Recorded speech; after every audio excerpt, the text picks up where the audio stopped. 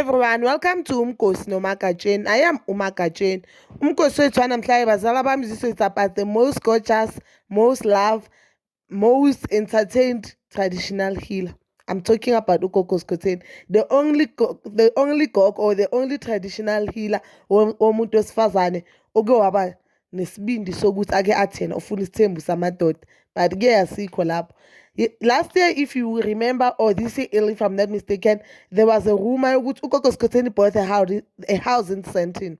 So thina-ke singanankinga. Sike sathi nje halala ngogel, because yes, kuyajabulisa ukubona umuntu omnyama, even if umlungu nje umuntu asuka la abala yabo akhuphuka aya phezulu.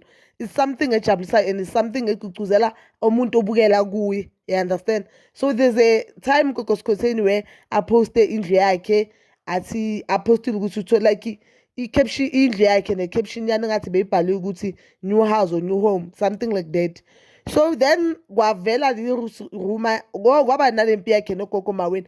Gogo Maweni didn't say, or ithi ngithi angizange ngeke ngimuzwe mina athi uGogo Skhotheni uyayirenta indlu or urentile lapha kuseyakhe. But I did hear Gogo Maweni athi yena kudala ahlala eSandton akaphaphiswa yiSandton. So Gogo Skhotheni uke wasithi boom nge-title deed, since there was a rumor yokuthi eSandton akusumuzi wakhe akayithenganga le ndlu uyarent.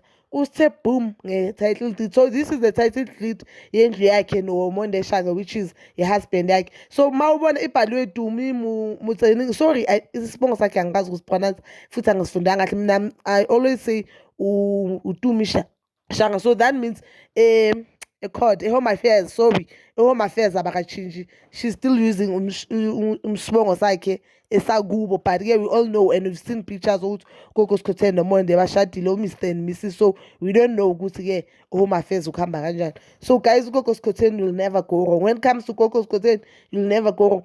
Gogo Skhotheni wake wathi ukunika proof, kushanga evidence pa nange usinikile i-evidence iprove ukuthi umuzi uthi yena nobaba wakwakhe. So yes, indlu yakhe yaseSandton eyakhe akarentanga, akusiyaka makhelwane, akusiyaka kamzala ithi yena uGogo Skhotheni. And ngisafuna ukusho futhi congratulations to Gogo Skhotheni, usebenzile and sifuna ukubona okunye okuhle futhi. It is only not the tea esebenzayo, naye nje konke kwakhe kumhambela kahle. I think idlozi lakhe liyachubeka limkhanyisela nangendlela abantu bamthanda ngakhona. You can see ukuthi idlozi lakhe is working wonders. Idlozi nje noNkulunkulu wakhe usebenza kahle. And that is all for today, bazali bami. So please don't forget to like, comment, subscribe and hit that notification button.